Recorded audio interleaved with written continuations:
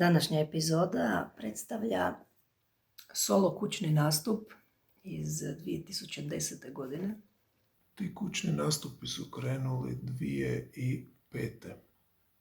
Kao uopće ideja da je svuda moguće odigrati predstavu i u toj internoj atmosferi 15, 20, 30 ljudi.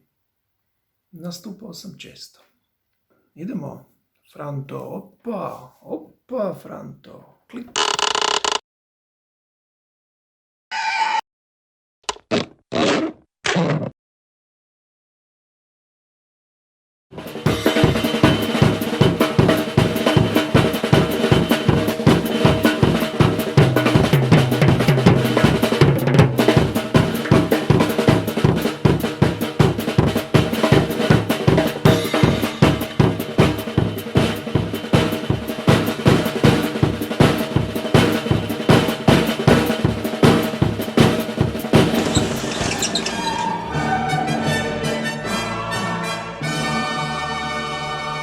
Uputstva za upotrebu i održavanje mopeda.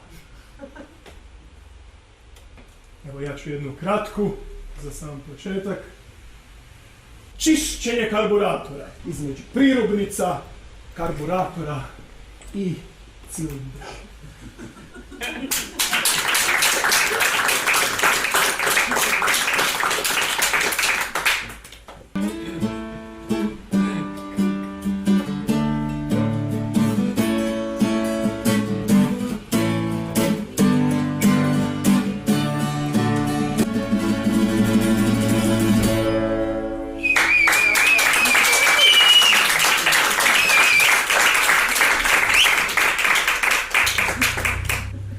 Od danas do sutra.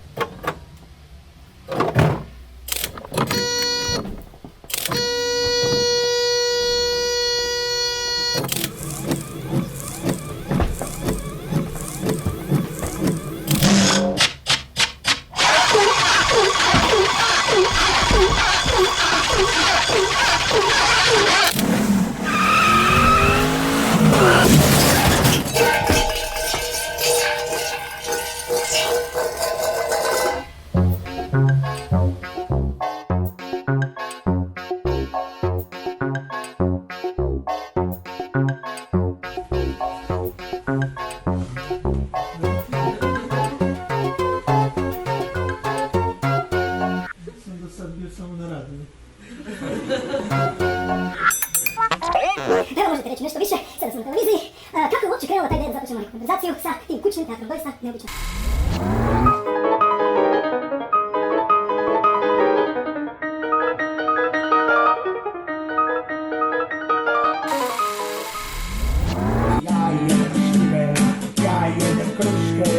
Ja jedem šljive i kruške, ležim pod trbuške, ja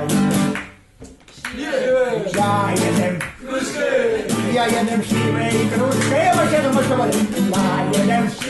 Ja jedem kruške, ja jedem šljive i kruške, ležim pod trbuške, ja jedem šljive, ja jedem kruške, ja jedem šljive i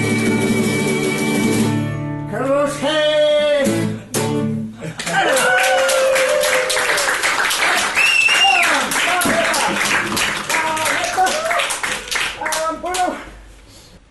Evo, dragi moji župljani i župljanje, Došli smo do kraja i još jednog presvetog nastupa našeg kućnog teatra.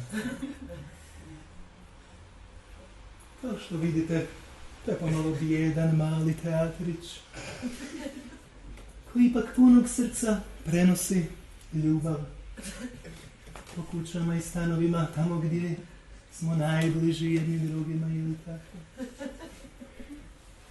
I naša Euharistija je slaba. I naš teatrić je slab. Treba što promijeniti. Ne možemo do vijeka zakucavati ovako plahte.